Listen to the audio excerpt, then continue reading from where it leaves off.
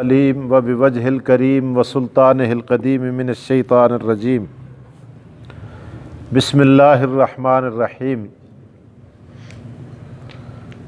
فإن طلقها فلا تحل له من بعد حتى تنكح زوجا غيره فإن طلقها فلا جناح عليهما أن يتراجعا إن ظنا أن يقيما حدود الله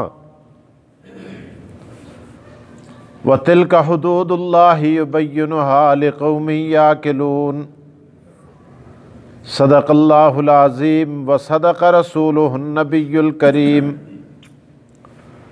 ونحن علی ذلک لمن الشاہدین والشاکرین والحمد للہ رب العالمین۔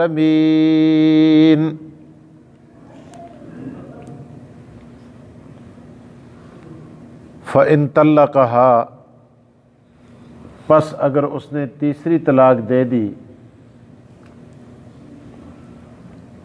فلا جناح علیہما،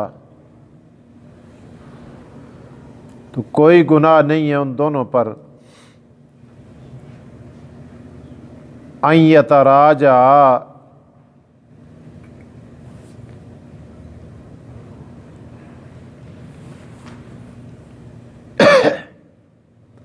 کہ وہ دونوں رجوع کریں،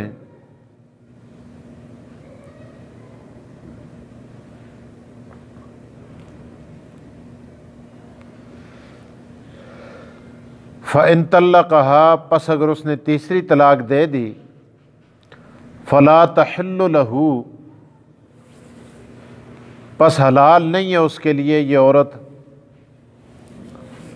من بعد، اس تیسری طلاق کے بعد،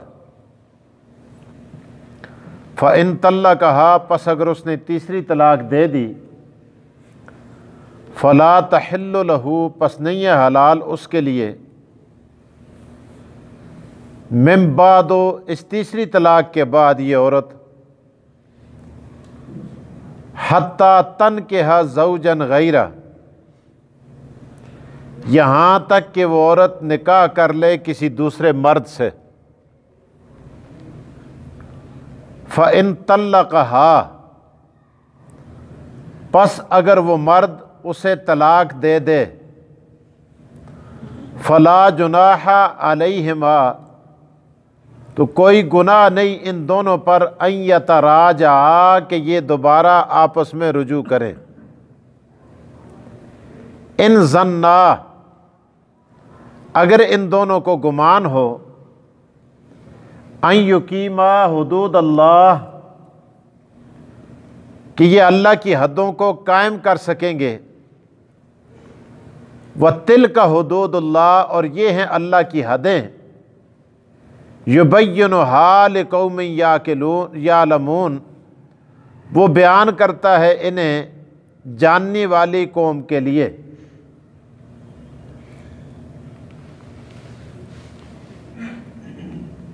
قرآن کریم کی آیات کے اندر سابقہ دروس کے اندر آپ نے سن لیا، اللہ تعالیٰ نے یہ اصول بیان فرمایا، اگر تمہارا نباہ نہیں ہو سکتا، عورت اور مرد دونوں اللہ اور اس کے رسول کے بتائے ہوئے طریقوں کے مطابق، قانون کے مطابق زندگی نہیں گزار سکتے، اللہ تعالیٰ کی حدود اور قیود کا خیال نہیں رکھ سکتے، تو وہ علیحدگی اختیار کر لیں۔ دیکھیں یہاں قرآن کریم علیحدگی میں بار بار اس چیز کا تذکرہ کرتا ہے کہ وہ اللہ کی حدوں کو قائم نہیں کر سکتے، یعنی دنیاوی کسی کام کے لیے یا کسی مقصد کے لیے یا کسی بات کے لیے بیوی کو چھوڑنا، یہ کنسپٹ اسلام کے اندر ہے ہی نہیں، کیونکہ یہ رشتہ قائم بھی دین کے لیے ہوا تھا، اور اس کے اندر جدائی بھی وہ کس کے لیے ہونی چاہیے؟ دین کی خاطر ہونی چاہیے، مذہب کی خاطر ہونی چاہیے، اسلام کی خاطر ہونی چاہیے۔ یہ بھی کوئی بات ہے کہ بھائی تو نے کپڑے نہیں دھوئے، تو نے فلاں کپڑے استری نہیں کیے، تو نے گھر کی صفائی کیوں نہیں کی، تو نے فلاں کام کیوں نہیں کیا، تو نے بچے کو تھپڑ کیوں مار دیا، تو نے فلاں کو سلام کیوں نہیں کیا، فلاں سے تو پردہ کیوں کرتی ہے۔ یہ طلاق دینے والی باتیں نہیں ہیں بابو۔ طلاق دینے والی باتیں یہ ہیں کہ عقیدے کے اندر فرق آ جائے۔ اسلام جو کچھ قانون وضع کرتا ہے ان قوانین کی عورت پاسداری نہیں کرتی یا مرد پاسداری نہیں کرتا، اور تم آپس میں نہیں چل سکتے تو پھر طلاق دینی ہے۔ یہ نہیں کہ چھوٹی چھوٹی باتوں پر آپ طلاق دیتے پھریں اور عورت کو کہتے پھریں، دھمکیاں دیتے پھریں، جی میں تجھے طلاق دے دوں گا، میں تجھے طلاق دے دوں گا۔ تو اب دیکھیں قرآن کریم، اللہ تعالیٰ ارشاد فرماتے ہیں اگر تو نے 2 طلاقیں دے دی، طلاق کا صحیح طریقہ تو یہ ہے کہ عورت کو طہر کے اندر جب اس کے پیریڈ نہ ہو یا ختم ہو جائیں، پاکی کی حالت میں ہو تو اس کو طلاق دے۔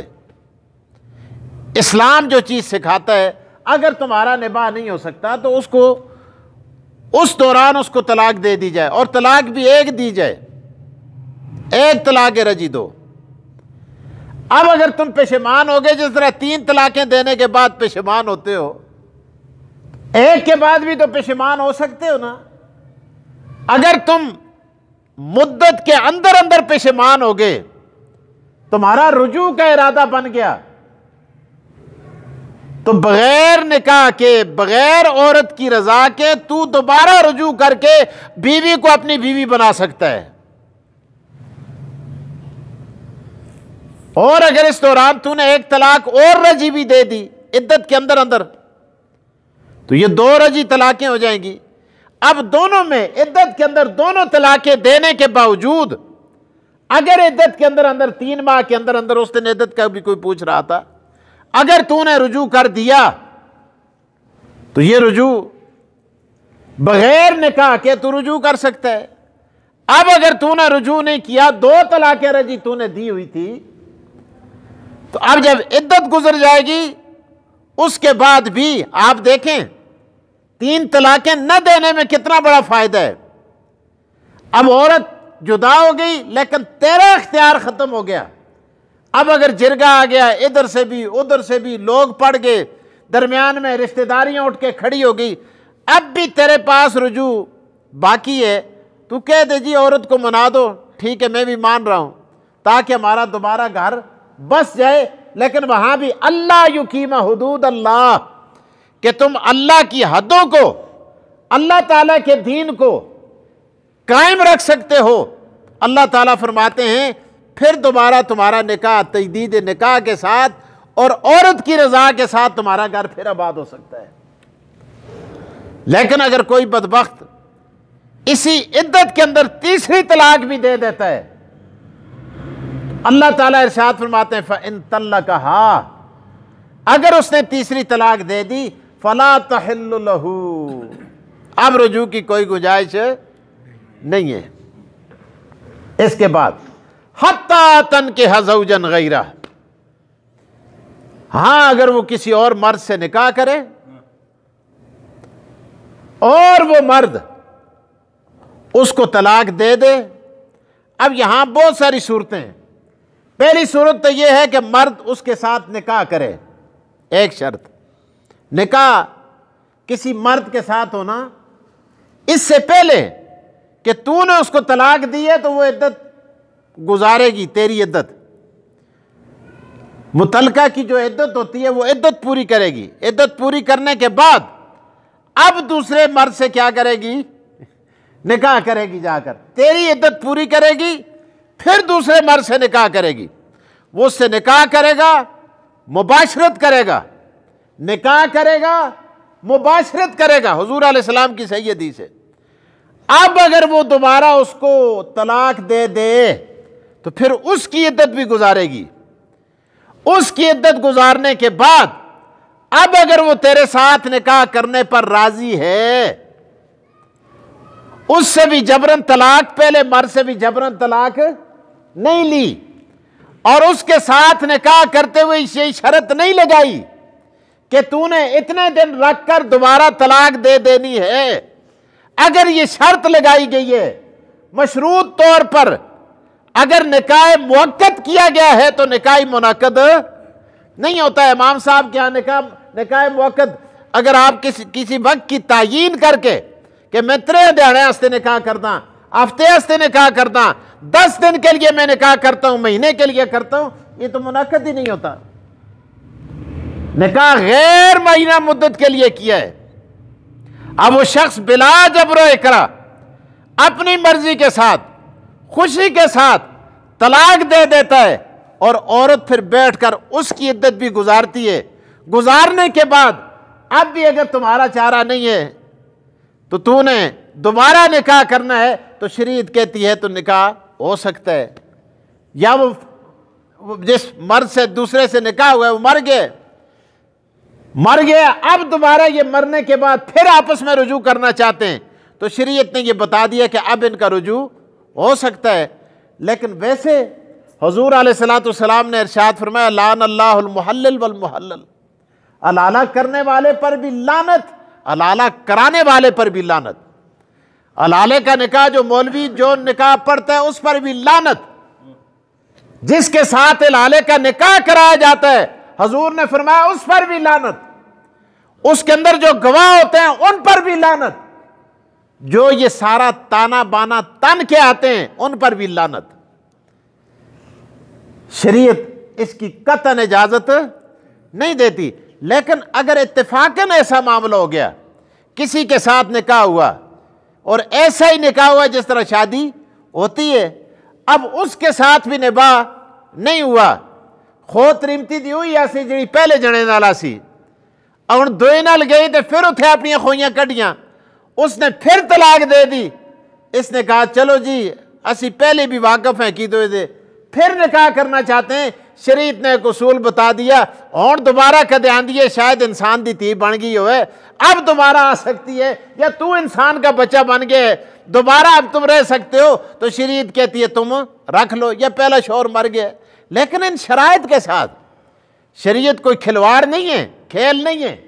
بعض دیہاتوں میں ایسا ہوتا ہے نکاح طلاق دے دی، دوئے دے رکھے جی بانگیاں نال نکاح بن کے دے، بانگیاں نال نکاح نہیں ہوندے، لیلیاں نال نکاح نہیں ہوندے، دانا تے کتیاں نال نکاح نہیں ہوندے۔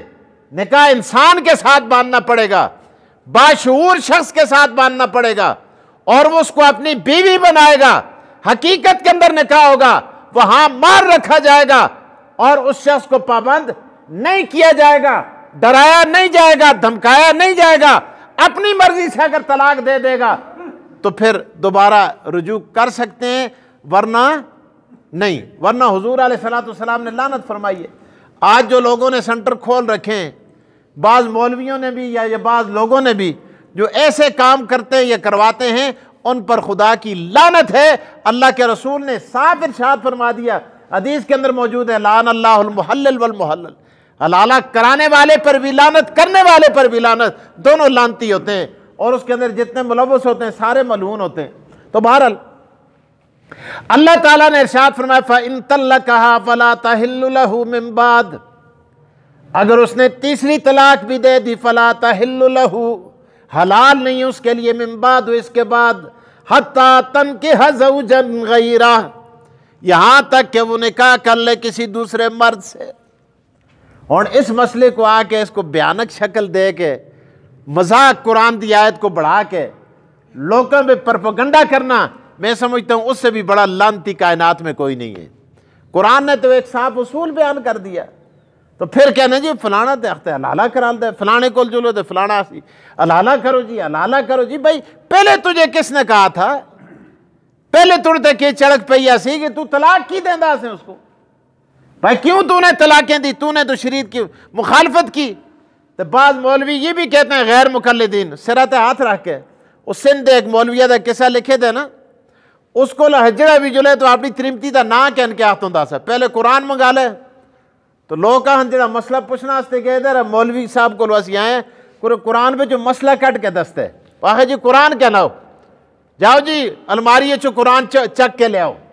وہ قرآن جدو آنا نا، قرآن ٹھپ کے سرت رکھ کے نا تو اپنی تریمتی دا نا کہن کے آخر میں اس کو 1000 واری طلاق دینا، 1000 واری میں طلاقاں دے چھڑیاں، یہ طلاقاں 1000 دینا نال بھی نہیں ہوندے، کئی سالاں تو ایک مسئلہ ہے دا تو لوگ آندے انہوں کو پیسے کہندا تو فتوے لکھ کے دیندا، تو بس وہ سارے لوگ بس شرط یہ لگائی جاتی تھی کہ بس آپ غیر مقلد بن جاؤ، امام ابو حنیفہ کی مخالفت کرو، احناف کی صف سے نکل جاؤ، ہماری صف کے اندر داخل ہو جاؤ، بس کوئی 1000 مرتبہ بھی طلاق دو تو طلاق واقع نہیں ہوتی۔ حالانکہ آپ دیکھیں اللہ کا قرآن، ترجمے والا قرآن دیکھ لیں، آپ صاف آیات موجود ہیں۔